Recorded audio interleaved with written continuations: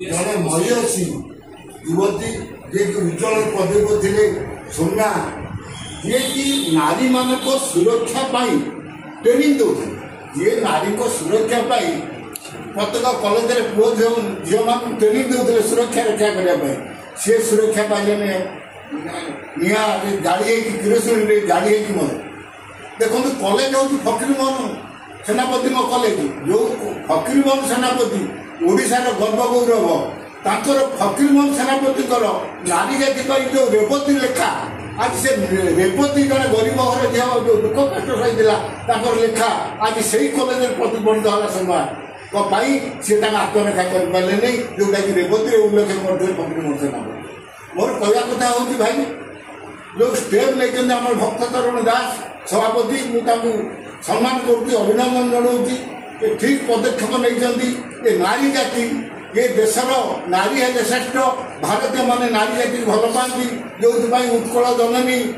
भारत माता मातृशक्ति की अधिक भल पाती भारतीय माने आज से मातृशक्ति उपर विपद आसी तेणु ये मातृशक्ति जदि विपद में पड़े देशर कभी उन्नति हो पारे जो आम स्वाधीनता को गले आम मातृशक्ति आम माँ भौणी मैंने परिवार जगिले बोलिकी आम स्वाधीनता को गले इंग्रज मैंने भटेले से आम सरकार ने तेणु मातृशक्ति शक्ति ना आज जो मातृशक्ति उपर जो अत्याचार अन्याय जो पीड़ित जो चली ओडिशा सरकार तरफ कौन पदक्षेप नौना तेणु मु जगन्नाथ पदे प्रार्थना करुँच सौम्या को ठाकुर भलरे रखु कि आउ ये नारी जातिर उन्नति ये सरकार जहाँ करें विरोधी दल लगे सुधा प्रभु जगन्नाथ आमको साहाय्य करूँ नारी निर्यातना बंद श्रद्धांजलि सभा सौम्यश्री ऋषि तार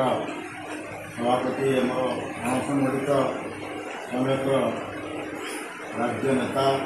श्री विद्याधर महांती महोदय बड़ भाई नारायण चंद्र नायक महोदय संगठित राजनगर सभापति पद्मनाभ नायक महोदय सनातन बाबू गुड्डू बाबू महेंद्र बाबू और समस्त भाई मैंने आज जो परिस्थिति बर्तमान ओडिशा रे देखा दुखर विषय जो झीटी बर्तमान तार एत गुणर अधिकार से थिला सौम्यश्री कई जान नी तेणु सी निजे प्रतिवाद कर जो अन्याय प्रतिवाद कर न्याय नारी निजुक निजे जलांजलि देदेला आत्महत्या बाध्य होगी प्रशासन तरफ कौन न्याय पाइलानी कि कौन सहयोग पाइलानी जोटा कि सरकार बर्तमान आम समस्ते दोषारोप क्षुब्ध जदि न्याय मिलता सी आज ये ना सी भी जड़े देशर महिषी नारी बढ़ी होता तार जो गुण दक्षता था तेणु जाऊ सी तो चली आम बर्तमान आमर राज्य कांग्रेस सभापति भक्त दास आह्वान क्रमे आज जो निष्पत्ति निया सारा राज्य में नारी प्रति श्रद्धांजलि नारी की सम्मान दवाई तेणु आम आज से श्रद्धांजलि सभा ये एकाठी होती आम आशा करूँ भगवान पाखे जगन्नाथ पाखे प्रार्थना करूँ जे तार आत्मार सद्गति हो परिवार को जगन्नाथ प्रभु दिंतु दिंतु मैंने आशा भरोसा दिंतु परिवार उन्नति हो ये सरकार जो भाई चली नारी प्रति असम्मान से केमी दमन हम तो नारी मैंने ठीक न्याय पाइबे से आशा भरोसा आमर कांग्रेस दल आम जो श्रमिक संगठन आम सब उद्यम जारी रखा एवं आम आशा करवा सौम्यांकर आत्मार सद्गति हो ये मोर कांग्रेस सभापति आह्वान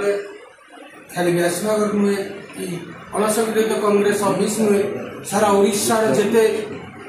संगठन अच्छे सब संगठन आज सौम्यश्री ऋषि श्रद्धांजलि सभा आयोजन कर सभार बहु भाव लोक उपस्थित होती सभार तारतम्य होशार जो एफएम कॉलेज भोगराई गाँव भोगराई सोमर गुलसरा गाँव जो झील सौम्यनाथ ऋषि को जो भाई भाव में आत्महत्या करने को बाध्य करागला से मर्म जे जड़े नारी को जो भाव निर्मम भाव हत्या से एक मर्मतुक दुर्घटना कहले चले निज देह पेट्रोल ढाली ये मरीगले से सौम्यश्री ऋषि को जो श्रद्धांजलि सभा आयोजन कराई आयोजन मुख्य ମୁଁ ବିଦ୍ୟାଧର ମହାନ୍ତି ଧନ୍ୟବାଦ ଦେବି ଯାହାଙ୍କ ପାଇଁ ଏଠି ସୋମେଶ୍ୱର ଋଷିଙ୍କର ଯେଉଁ ସଭାର ଆୟୋଜନ କରାଯାଇଛି। ସୋମେଶ୍ୱର ଋଷି ଜଣେ ନିପୁଣ ପରିପୂର୍ଣ୍ଣ ନାରୀ ଥିଲେ, ଯେ ଖାଲି ଶିକ୍ଷାରେ ନୁହେଁ ପଲିଟିକାଲ ରାଜନୀତିରେ ଥିଲେ ଏବଂ ମାର୍ଶାଲ ଆର୍ଟରେ ଥିଲେ, ଆର୍ଟରେ ଥିଲେ, ଅଭିନୟ ନିପୁଣ, ଏତେ ନିପୁଣତା ଥିବା ନାରୀ, ସେ ଜଣେ ମହିଷୀ ନାରୀ ଥିଲେ ଯିଏ ବଞ୍ଚି ରହିଥିଲେ ଦେଶର ବିକାଶରେ ଆଗକୁ ଆହୁରି ଆଗକୁ ଯାଇପାରିଥାନ୍ତେ କିଛି ମହିଳାମାନେ। ଏବଂ ଆଜି ତାଙ୍କର ଶ୍ରଦ୍ଧାଞ୍ଜଳି ସଭାରେ ମୁଁ ଏତିକି କହିବାକୁ ଚାହିଁବି, ସିଏ ଯେଉଁ ବଳିଦାନ ଦେଇଛନ୍ତି ସେ ବଳିଦାନ ସେ ନିଜ ପାଇଁ ଦେଇନାହାନ୍ତି, ସେ ଦେଇଛନ୍ତି ଓଡ଼ିଶାର ସମସ୍ତ ନାରୀ ସମାଜ ପାଇଁ, ଯେ ଆପଣମାନେ ଆଗକୁ ମୋ ଭଳି ବଳିଦାନ ଦେବା ଆଗରୁ ସାହସ ହୁଅ, ଧୈର୍ଯ୍ୟ ହୁଅ ଏବଂ ସମସ୍ତଙ୍କୁ ବିରୋଧ କର। ଏବଂ ଏହି ଶ୍ରଦ୍ଧାଞ୍ଜଳି ସଭାରେ ଆଉ ଗୋଟେ ମେସେଜ ଯିବା ଦରକାର ଭାରତୀୟ ଜନତା ପାର୍ଟି ସରକାରକୁ, ଆପଣମାନଙ୍କୁ ଗୋଟେ ନାରୀ ଏତେ ନିବେଦନ କଲା ପରେ, ଏତେ ଆପ୍ଲିକେସନ ପକାଇଲା ପରେ ଯେତେବେଳେ ତାକୁ ଆପଣ ବାଧ୍ୟ କଲେ ଏ ସରକାର ମରିଯିବା ପାଇଁ, ସେଥିପାଇଁ ଆମେ କଂଗ୍ରେସ ଦଳ ତରଫରୁ ଆପଣମାନଙ୍କୁ ଧିକ୍କାର କରୁଛୁ ଏବଂ ଚାହୁଁଛୁ ଆପଣ ଓଡ଼ିଶାରୁ ଏ ଦଳ ଇସ୍ତଫା ଦେଇ ଶୀଘ୍ର ଚାଲିଯିବା ଦରକାର। ଏତିକି ମୋର ସ୍ମୃତି ତାର ଯେଉଁ